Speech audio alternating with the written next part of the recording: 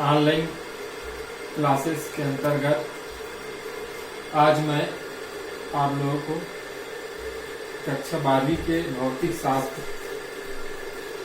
इसमें इकाई 1 हिंदी मीडियम का है, स्थिर वैद्युत। इसके अंतर्गत अध्याय 1 जो है वैद्युत आवेश और क्षेत्र, इसको पढ़ेंगे।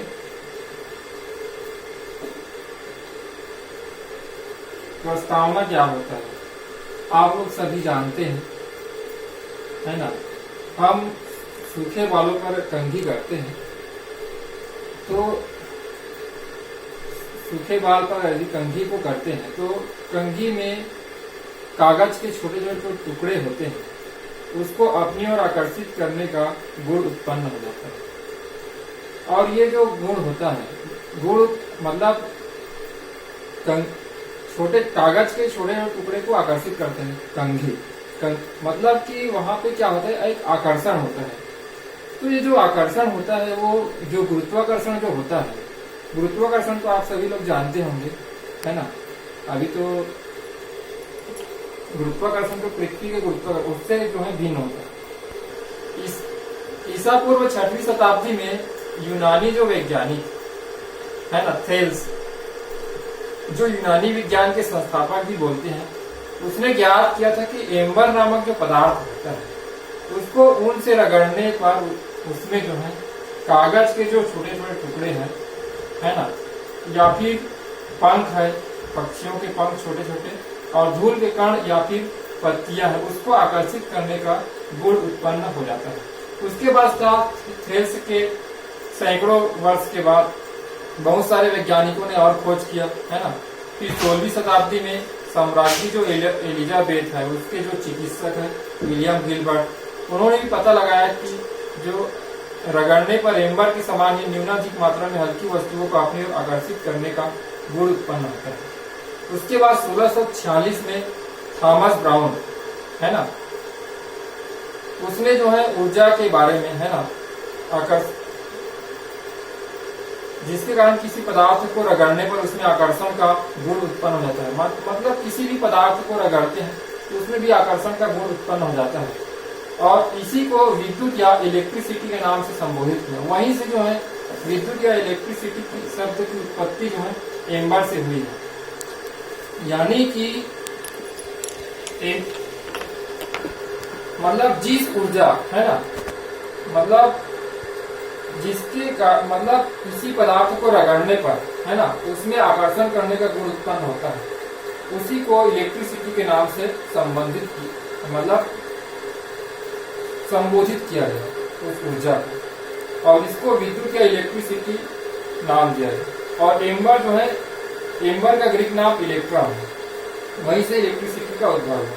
तो इसके अनुसार हम यदि परिभाषित करना चाहेंगे कि इलेक्ट्रिसिटी आखिर क्या होता है, तो उस ऊर्जा को जिसके कारण किसी पदार्थ में हल्की वस्तुओं को आकर्षित करने का गुण उत्पन्न हो जाता है, विद्युत कहते हैं।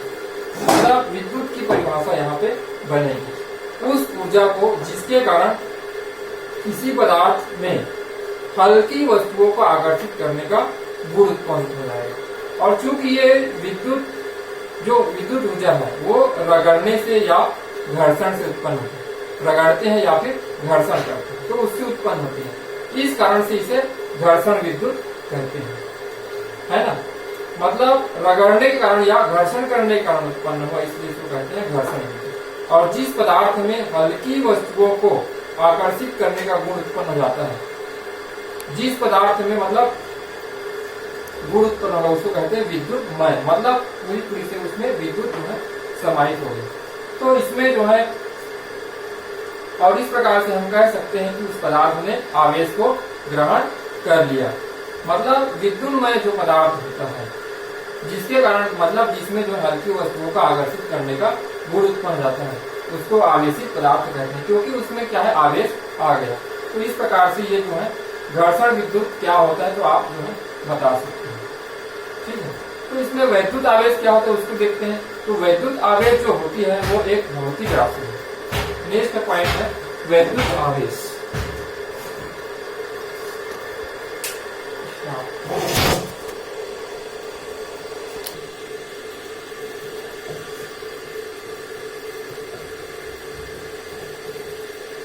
तो वैद्युत आवेश एक क्या है, भौतिक राशि है जिसे अर्जित कर लेने पर कोई पदार्थ जो है विद्युतमय हो जाता है।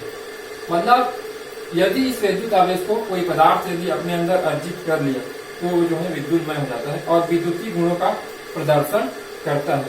तो वैद्युत आवेश जो है एक और वैद्युत आवेश क्या है, अदिश राशि। इसमें क्वेश्चन बनता है कि वैद्युत आवेश जो है सदिश है कि अदिश है ना। तो वैद्युत आवेश क्या है, एक अदिश राशि।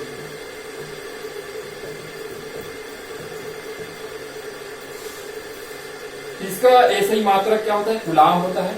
वैद्युत आवेश का ऐसा ही मात्रक क्या है, कूलाम।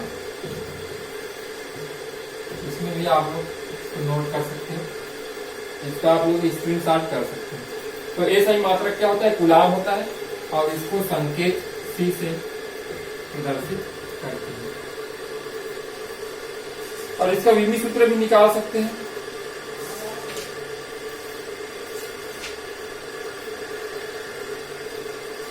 है ना। तो इसमें विद्युत धारा का मात्रक तो वैसे एम्पियर होता है। तो विमी सूत्र इसका M0 L0 T0 ये इसका विमी सूत्र। ठीक है, तो इस प्रकार से इसमें बताया गया है। और आगे चलते हैं, आवेश उत्पत्ति का इलेक्ट्रॉनिक सिद्धांत क्या है। हम जानते हैं कि प्रत्येक पदार्थ अणुओं से मिलकर के बना होता है। आप लोग सभी जानते हैं, है ना। प्रत्येक जो पदार्थ होता है वो अणुओं से मिलकर के बना होता है और प्रत्येक अणु जो है एक से अधिक परमाणु से मिलकर के बना होता है। केमिस्ट्री में आप लोग पढ़े होंगे। तो प्रत्येक परमाणु का जो समस्त भार होता है ना, तो उसके केंद्रीय भाग में केंद्रित होता है, जिसको क्या कहते हैं, नाभिक कहते हैं। ठीक है, इसको आप लोग स्क्रीनशॉट कर सकते हैं।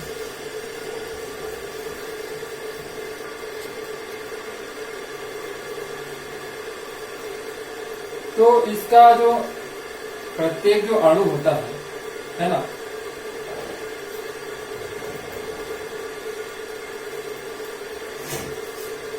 जो पदार्थ होता है,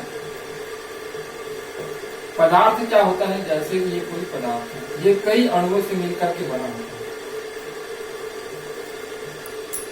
ये विभिन्न प्रकार के अणु हैं।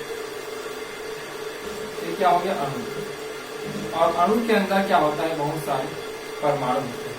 तो परमाणु का जो समस्त जो भाग होता है ना, वो उसके केंद्रीय भाग में होता है। जैसे ये हो गया परमाणु।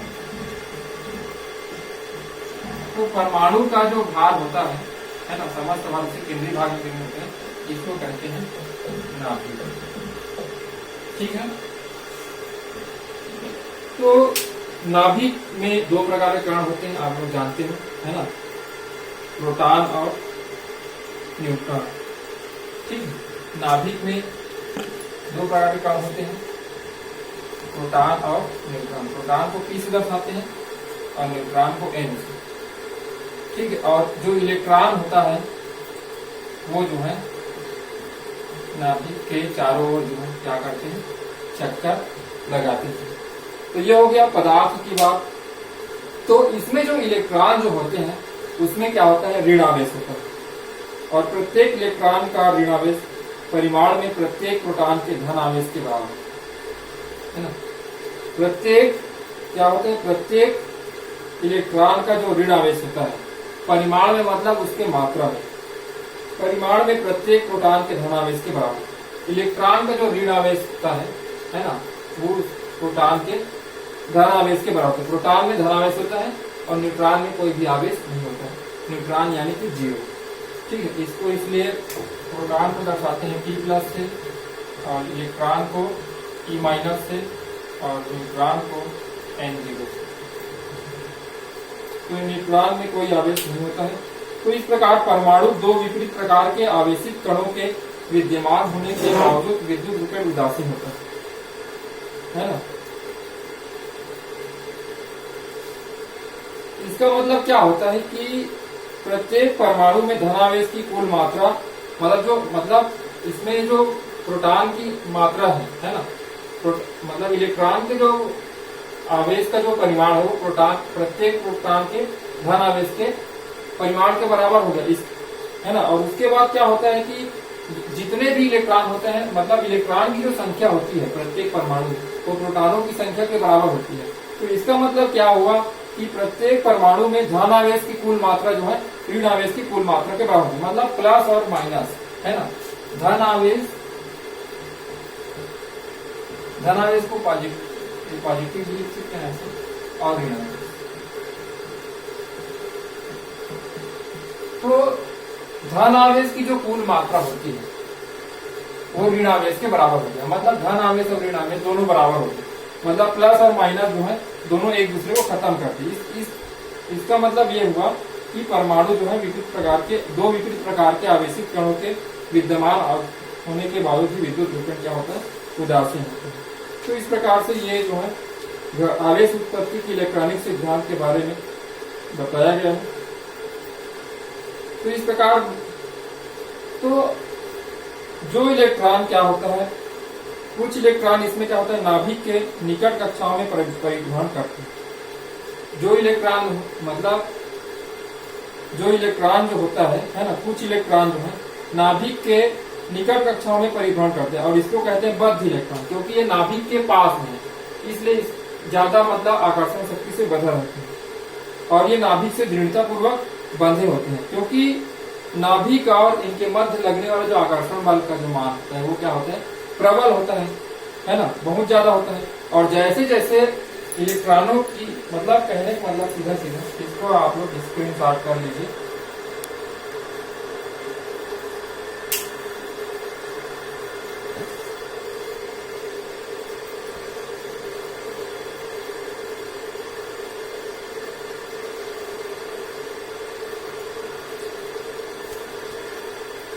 हो गया स्क्रीन शॉट, ठीक है। अब स्क्रीन शॉट हो गया तो देखो कैसे मतलब जो परमाणु के अंदर जो इलेक्ट्रॉन जो होता है, जैसे कि परमाणु हो गया, ये इसका नाभिक हो गया, ठीक है। नाभिक में है प्रोटॉन और न्यूट्रॉन, और इलेक्ट्रॉन जो है बहुत सारे इसमें कक्षक होते हैं। ये कक्षक में पूरा इलेक्ट्रॉन जो है गति करते हैं।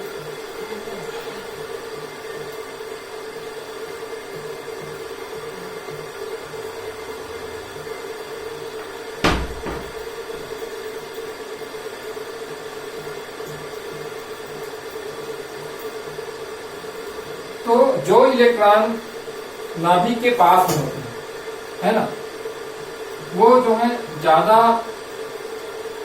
मतलब नाभिक से वो क्या होता है, दृढ़ता पूर्वक बंध होते हैं, क्योंकि मतलब जो पास होते हैं वो नाभिक और इलेक्ट्रॉन के, है ना, आकर्षण बल का मान जो है बहुत प्रबल होता है। और जैसे जैसे इन इलेक्ट्रॉनों की नाभिक से दूरी बढ़ती जाती है वो आकर्षण बल का मान जो है कम होते जाता है, और बाहरी कक्षा में आकर्षण बल का मान जो है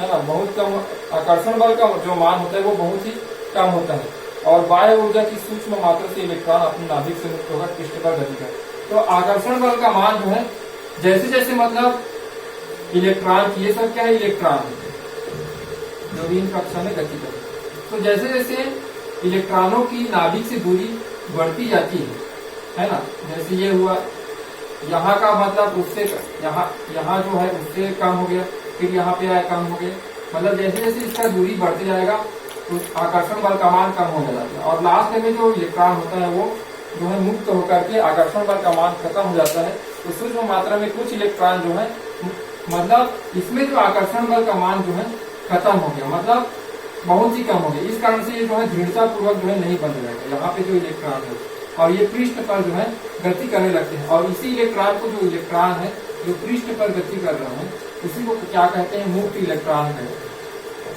मतलब इसका जो है नाभिक से प्रभाव जो है कम हो गया।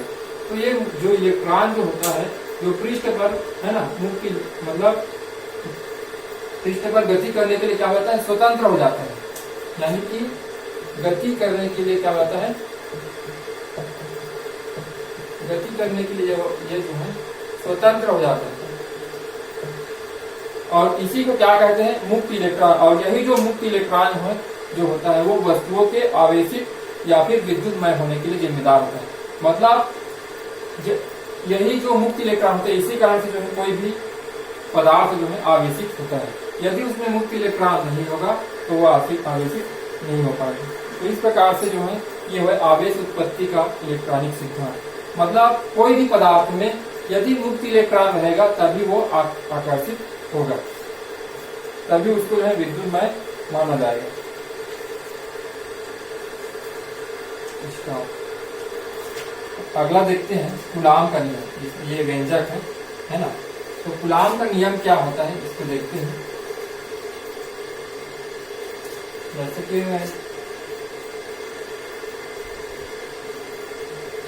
इसका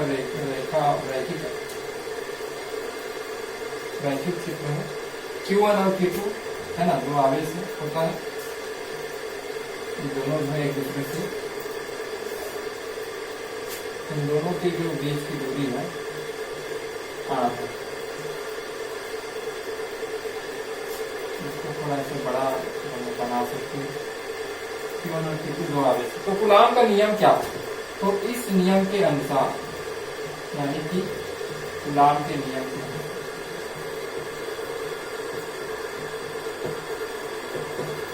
इस नियम के अनुसार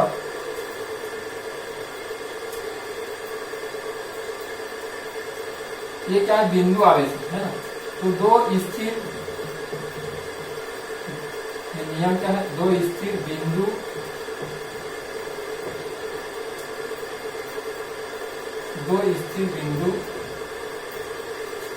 एक मिनट,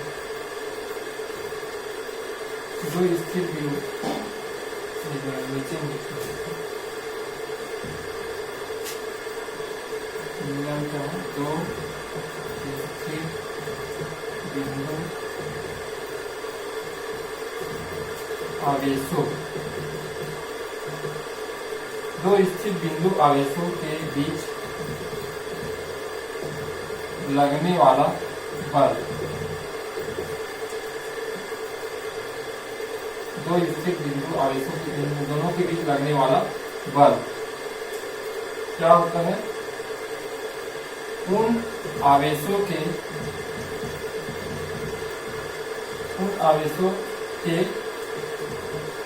परिमाणों के गुणनफल के अनुक्रमानुपाती, उन आवेशों के परिमाणों के गुणनफल के अनुक्रमानुपाती तथा उनके बीच की दूरी के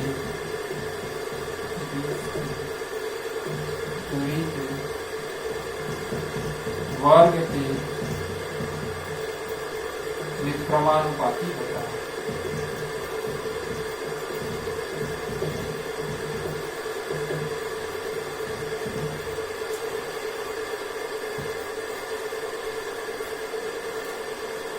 तथा यह जो बल होता है, यह बल उन आवेशों को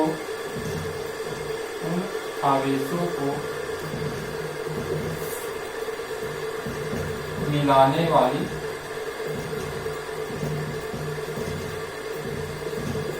रेखा के अनुदिश लगता है।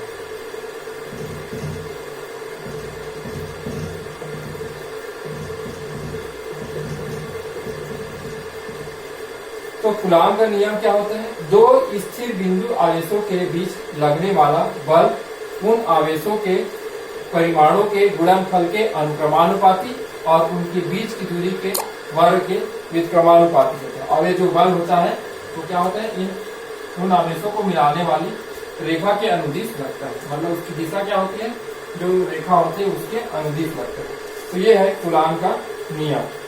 अब इसको जो है व्यंजक के रूप में लिख सकते हैं, है ना। कूलाम का जो नियम होता है, चित्र को यहाँ पे बना देते हैं।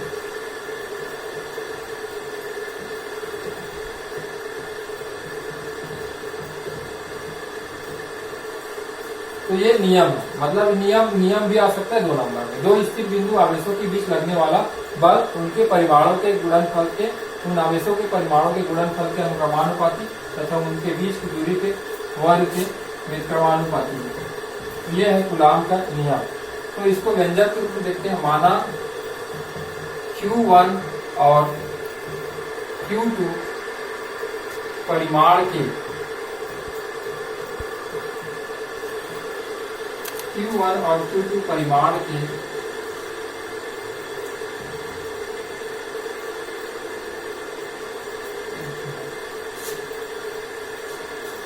माना Q1 और Q2 परिमाण के 2 बिंदु आवेश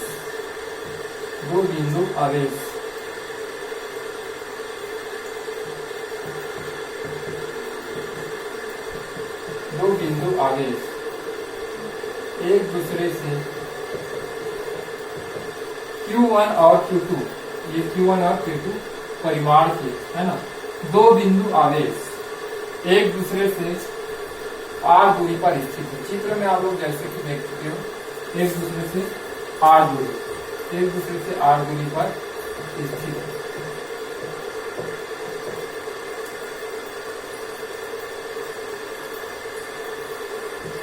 और यदि इनके बीच लगने वाला बल, मतलब दोनों आवेशों के बीच लगने वाला बल एक हो तो कूलाम के नियम से, तो इस नियम के अनुसार यदि इसको व्यंजक के रूप में लिखेंगे, दोनों लगने वाला जो बल क्या होता है, दोनों आवेशों के गुणनफल के अनुक्रमानुपाती, यानी कि एक is proportional to Q1 into Q2, उनके गुणनफल के अनुक्रमानुपाती, एक is proportional to Q1 into Q2, और उनके बीच की दूरी के क्या होता है, वर्ग के व्युत्क्रमानुपाती, यानी कि एक इज प्रोपोर्शनल टू 1/r²। बटे में लिखेंगे तो क्या हो गया, व्युत्क्रमानुपाती एक इज प्रोपोर्शनल टू 1/r²। अब दोनों को मिलाकर लिखते हैं, तो दोनों को मिलाकर